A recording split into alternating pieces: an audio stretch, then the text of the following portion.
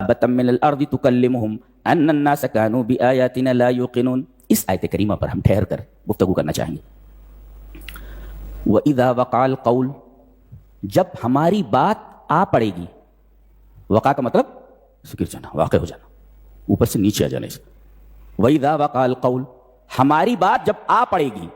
یہ کون سی بات ہے جو آ پڑے گی؟ وہ جسے سورہ واقعہ میں کہا گیا ہے اذا وقعت الواقعہ, جب پڑھنے والی چیز پڑ جائے گی, آ پڑھنے والی چیز آ پڑے گی. اذا وقعت الواقعہ, جب آ پڑھنے والی چیز آ پڑے گی. مراد قیامت. تو وَإِذَا وَقَعَ الْقَوْلُ عَلَيْهِمْ, جب قیامت آ جائے گی. اچھا, قیامت کے آنے سے پہلے, سور پھونکے جانے سے پہلے 10 نشانیاں ظاہر ہوں گی.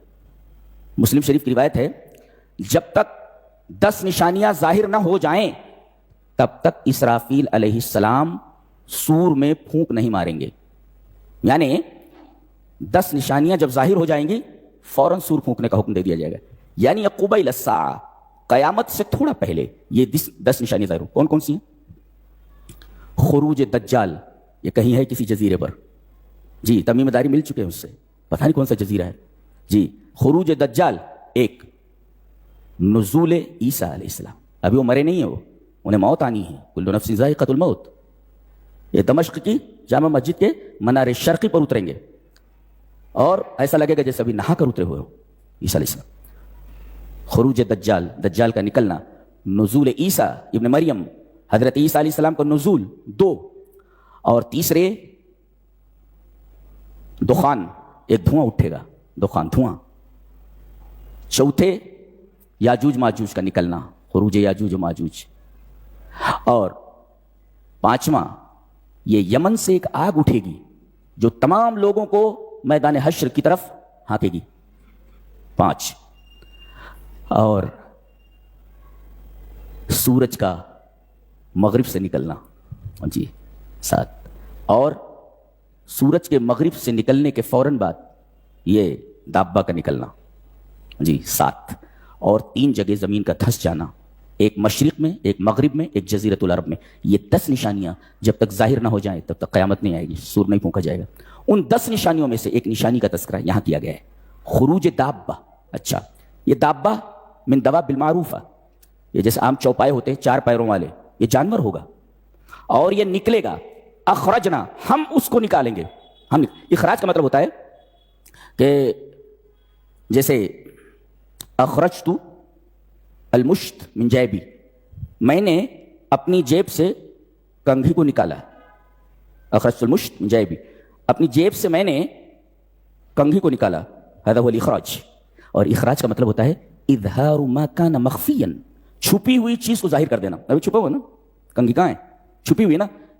اظہار ما کان مخفیا, جو چیز چھپی ہوئی تھی اس کو ظاہر کر دینا, وہ الاخراج. تو یہ چھپا ہوا کہیں. جی, یہ کہاں چھپا ہوا ہے؟ فی الارض, زمین میں چھپا ہوا ہے. اللہ نے اس کو کہیں چھپا کر رکھا ہوا ہے, یہ چھپا ہوا ہے. پھر اللہ فرما رہا ہے اس کو ہم نکالیں گے. زمین میں چھپا ہوا ہے اور زمین سے ہم اس کو نکالیں گے. اخرجنا, اظہار ما کان مخفیا, چھپی ہوئی چیز ہے وہ, اس کو ہم نکالیں گے. یہ زمین میں چھپا ہوا ہے. دابۃ من الارض, زمین میں چھپا ہوا ہے, اس کو ہم نکالیں گے, ظاہر کریں گے. اچھا, کیا ہو گئے؟ چوپایا ہوگا, 4 پیر ہوں گے اس کے. یہ کب نکلے گا؟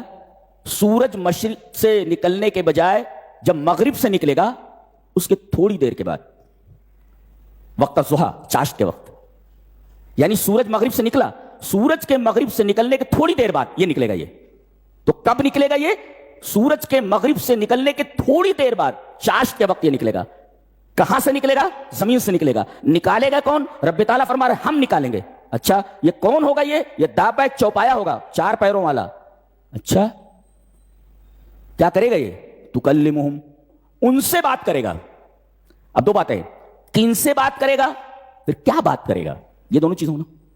کن سے بات کرے گا؟ یہ تکلمہم, ان سے بات کرے گا. کن سے بات کرے گا یہ, اور کیا بات کرے گا یہ 2 چیزیں جاننا ضروری. اس کا جواب دیا جائے گا. کن سے بات کرے گا یہ؟